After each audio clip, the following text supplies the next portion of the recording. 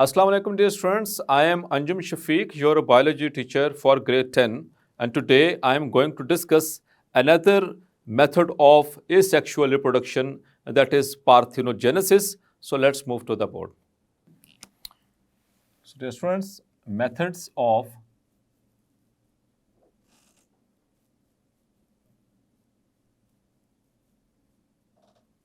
asexual reproduction.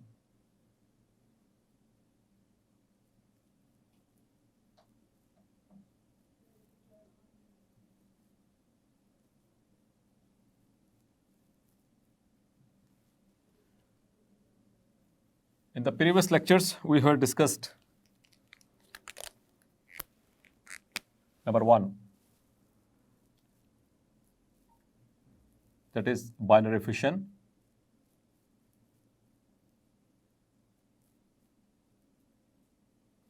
Number 2, we have discussed multiple fission.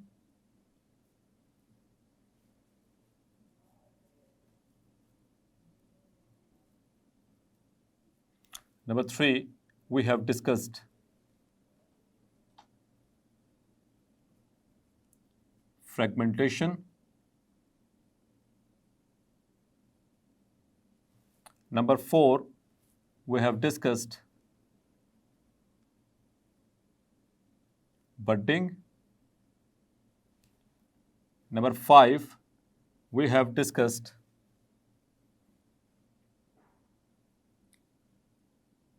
spore formation. तो जी students, ये 5 different जो methods हैं asexual reproduction के हम प्रीवियस लेक्चर्स में डिस्कस कर चुके हैं. आज हम डिस्कस करने जा रहे हैं एक और asexual reproduction method that is called as parthenogenesis.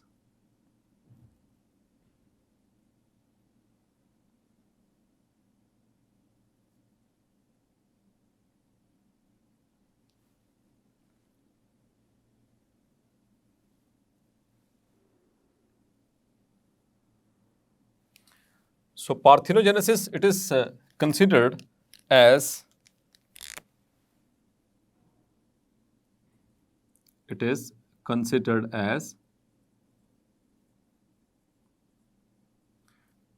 a type of asexual reproduction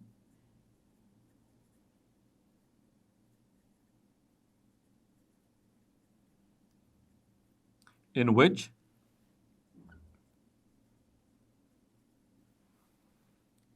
an unfertilized egg cell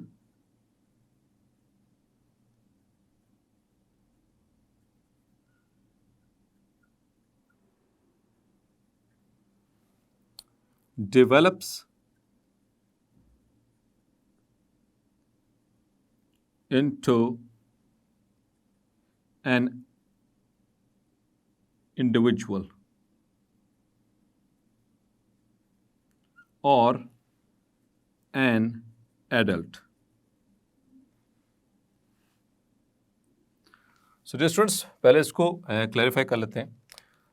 ये एक ऐसा एसेक्सुअल रिप्रोडक्शन का मेथड है जिसमें अनफर्टिलाइज्ड एग सेल, यानी कि जो एक नॉर्मल एग सेल होता है, वो बग़ैर फर्टिलाइज हुए एक मुकम्मल ऑर्गेनिज्म के अंदर जो है वो ट्रांसफॉर्म हो जाता है. इस प्रोसेस को कहते हैं पार्थेनोजेनेसिस. सो डियर स्टूडेंट्स, यहाँ पर 2 चीज़ें आपने नोट करनी है. पहली चीज़ तो ये कि एग सेल, यहाँ पर जो गैमीट इन्वॉल्व हो रहा है वो है एग सेल. तो आपके जहन में एक क्वेश्चन अराइज कर रहा होगा कि एग सेल ही क्यों, स्पर्म सेल क्यों नहीं. तो डियर स्टूडेंट्स, ये मैं पहले भी एक दफ़ा बात आपसे क्लैरिफाई कर चुका हूँ कि जो एग सेल है बेसिकली इसी के अंदर अल्लाह ताला ने ये खासियत रखी है कि आफ्टर फर्टिलाइजेशन ये बनाता है जाइगोट. और चूंकि ये फीमेल गैमीट सेल है तो आगे चलकर फीमेल के अंदर ही वो सारे मामलात होने वाले हैं, जितने भी रिप्रोडक्शन और वो डेवलपमेंट के जो प्रोसेसेस हैं और आगे चलकर जो ग्रोथ की जो फेजेस हैं वो फीमेल के अंदर होनी है. तो इस वजह से अल्लाह ताला ने एग सेल के अंदर ही ये सलाहियत रखी है कि ये आगे चलकर इंडिविजुअल में कन्वर्ट हो सकता है, जबकि स्पर्म सेल्स के अंदर ऐसी सलाहियत नहीं रखी गई, क्योंकि sperm cells they are produce from the male partner और मेल पेरेंट, जबकि egg cell they are the female gamete cells, और फीमेल के अंदर ही रिप्रोडक्शन और इसी तरह से जो डेवलपमेंट के प्रोसेस चलेंगे। सो दैट इज़ द रीज़न कि यहाँ पर हमने बात की अनफर्टिलाइज्ड एग सेल की। It develops into an individual और एन एडल्ट, तो डायरेक्ट नहीं बनेगा, पहले एग सेल जो है वो कन्वर्ट होगा इनटू फंक्शनल एम्ब्रियो, और आफ्टर दैट फंक्शनल एम्ब्रियो उसके अंदर वो ऑर्गेनोजेनेसिस होगी, जर्मिनल लेयर्स बनेंगी, ऑर्गेनोजेनेसिस होगी, और उसके बाद it will be converted into proper individual or an adult. So this is called as parthenogenesis. As far as its examples are concerned,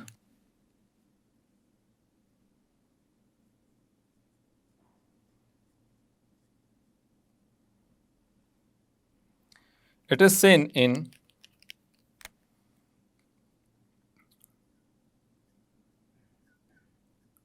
some fishes, इसी तरह से in some insects,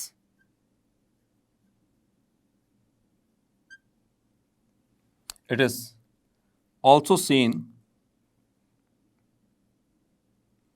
in some plants as well. लेकिन dear students, plants के अंदर जो parthenogenesis है उसका एक अलहदा से नेम है, उसे हम एपोमिक्सिस कहते हैं, जो कि आगे चलकर आप हायर क्लासेस में उसको देखेंगे। तो यहाँ पर हम डिस्कस करने लगे हैं इंसेक्ट्स के अंदर हनी बीज को।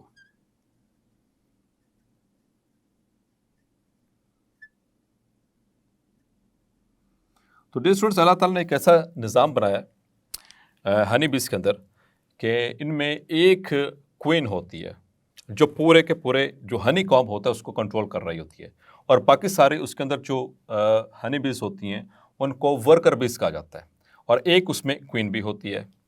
So let's suppose this is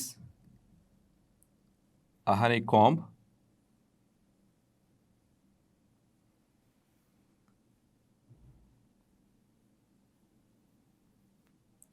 तो हनी कॉम्ब के अंदर मौजूद है स्पेसिस, और जो फीमेल यहाँ पर जो क्वीन होती है, she Lay's eggs in the honey comb. So these are the eggs laid by the queen bee,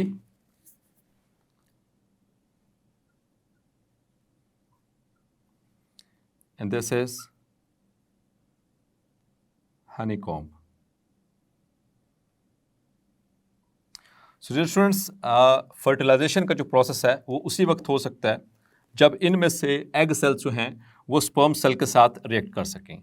तो इन दैट वेरी केस जो फर्टिलाइजेशन हो सकती है, लेकिन फर्टिलाइजेशन जो है वो सेक्सुअल रिप्रोडक्शन से रेलेवेंट टॉपिक है। डियर स्टूडेंट्स, दो चीज़ों में आपने यहाँ पर क्लैरिफिकेशन रखनी है। यहाँ पर जो एग सेल हो गया fertilised, if the egg cells are fertilised means they unite और the fuse with the sperms, तो उससे बनेगा zygote. As you know dear students, egg cells as their gamete cells, आगे चलकर हम डिटेल में इसको डिस्कस करने में वाले हैं। तो egg cells they are haploid, gamete cells जो होते हैं डियर स्टूडेंट्स आमतौर पर वो क्या होते हैं, हैप्लॉइड। इसी तरह से sperm cells they are also haploid, तो उससे जो जाइगोट बनेगा that will be diploid. Dear students, haploid और डिप्लॉइड का कॉन्सेप्ट आपको डेफिनेटली होगा, मैं जस्ट आपको रिवाइज करवाता चलूँ यहाँ पर, क्योंकि आगे चलकर ये टर्मिनोलॉजी इस्तेमाल भी होनी है। तो हैप्लॉइड ऐसे सेल को कहते हैं जिसके अंदर जो क्रोमोसोम्स होते हैं वो अनपेयर्ड होते हैं।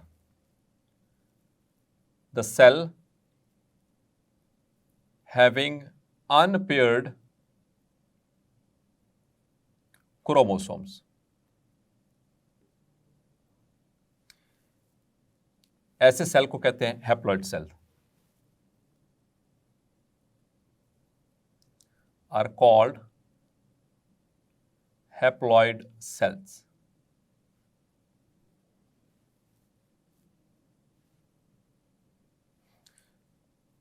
Or dear students, it is denoted by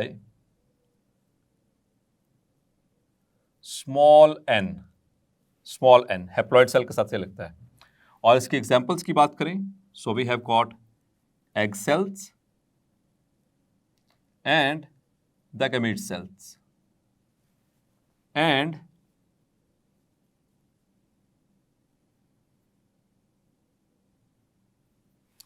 egg cells and the sperm cells. Both of these are haploid cells. तो क्लैरिफाई हुआ। इसी तरह से मैं डिप्लॉयड का भी बता देता हूं। So what is a diploid cell?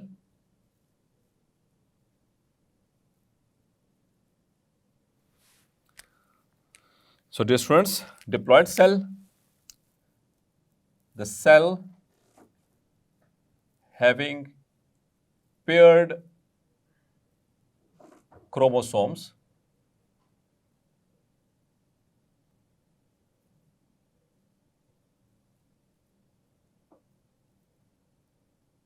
in their nuclei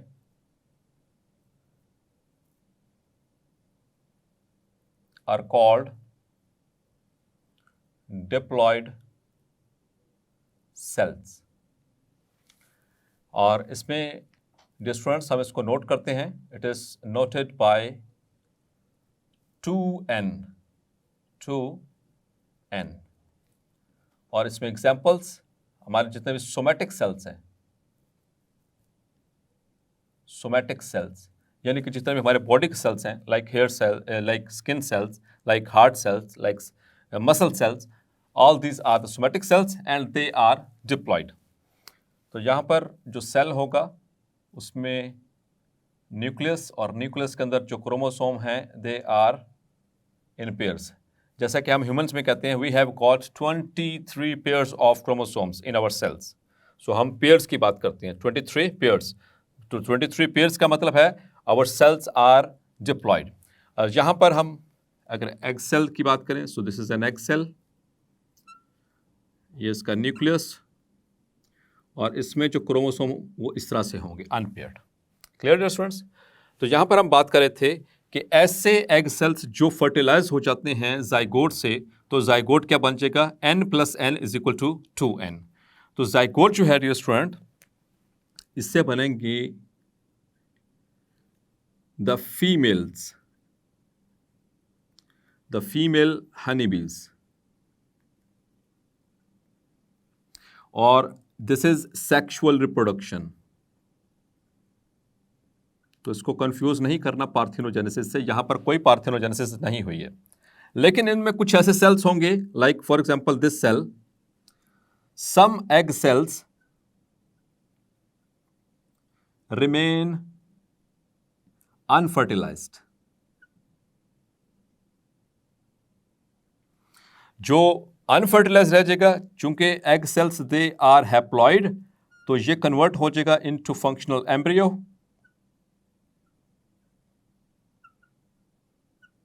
और उस फंक्शनल एम्ब्रियो से क्या बनेगा, मेल ड्रोन।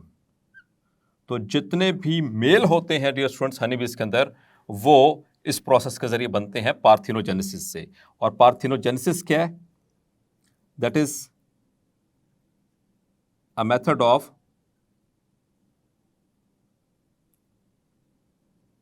Asexual reproduction. जबकि इनकी जितनी भी फीमेल्स होंगी वो सारी सेक्सुअल रिप्रोडक्शन से बनेंगी, और मेल ड्रोन्स जो होते हैं they are found by asexual reproduction method, that is called as parthenogenesis. So इन दोनों चीज़ों में क्लैरिफाई रखना है, फीमेल्स जितनी भी होंगी, जो वर्कर बीज होंगी, वो सेक्सुअल रिप्रोडक्शन से बन रही है क्योंकि उनके अंदर फर्टिलाइजेशन का प्रोसेस हो रहा है, जाइगोट बन रहा है। और जहाँ पर पार्थिनोजेनेसिस के अंदर जो एग सेल है बगैर फर्टिलाइज हुए, वो एक इंडिविजुअल में, जैसे कि यहाँ पर मेल ड्रोन जो है उसमें कन्वर्ट हो रहा है। So this is that is the reason the drones are haploid, they are haploid organisms, जबकि जो फीमेल्स होती हैं they are diploid organisms. Clear dear students? अब हम बात करते हैं एक और मेथड की, दैट इज vegetative propagation।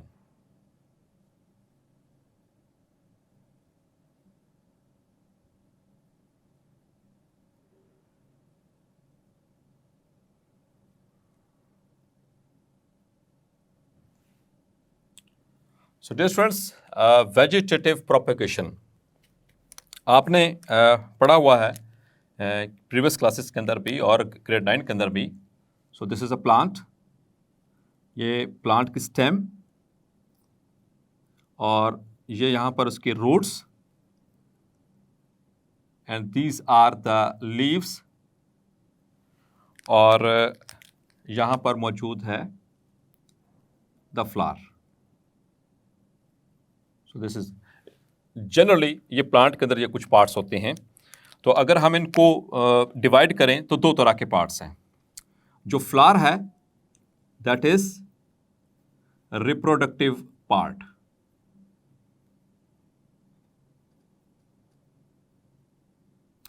आगे चलकर हम आने वाले कुछ लेक्चर्स में डिस्कस करने वाले हैं कि इसके अंदर मेल और फीमेल सेक्स ऑर्गन्स मौजूद होते हैं फ्लावर्स के अंदर, जो कि सेक्सुअल रिप्रोडक्शन में हिस्सा लेते हैं. जबकि dear students, leaf, stem and roots, these three parts are called as vegetative parts.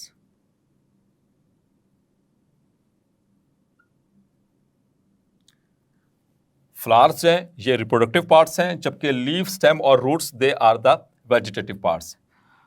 तो नॉर्मली जो सेक्सुअल रिप्रोडक्शन होती है वो होती है फ्लावर के जरिए. लेकिन अगर ऐसा हो कि वेजिटेटिव पार्ट्स से बन जाए इंडिविजुअल प्लांट,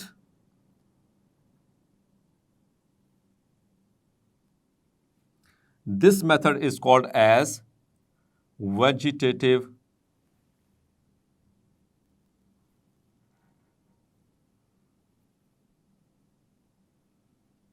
प्रोपेगेशन.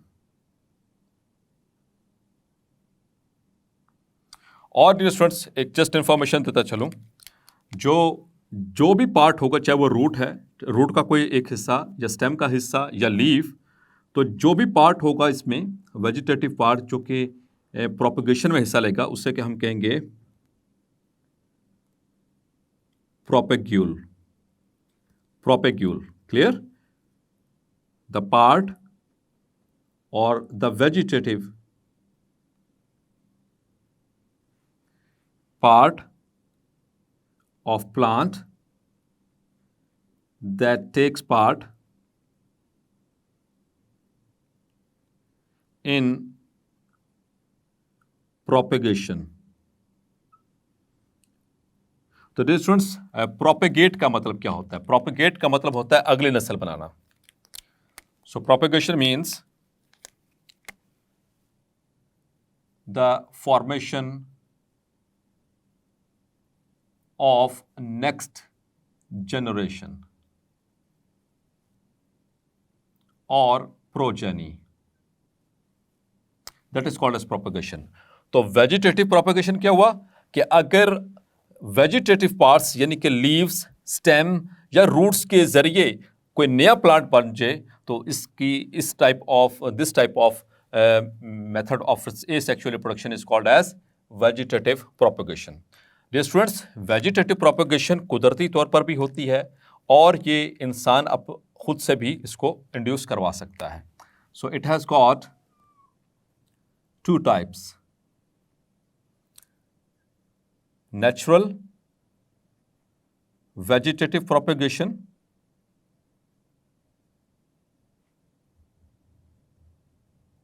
यानी जो कुदरती तौर पर हो रही है, and artificial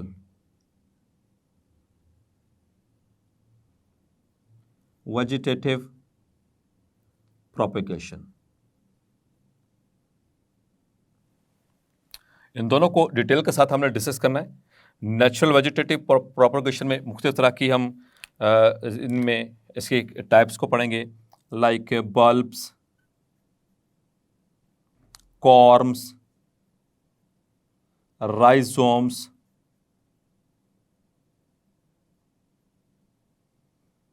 suckers, tubers, etc. etc. और आर्टिफिशियल प्रोपेगेशन में भी हम पढ़ेंगे. इसकी फर्दर आगे दो टाइप्स हैं, कटिंग्स एंड ग्राफ्टिंग।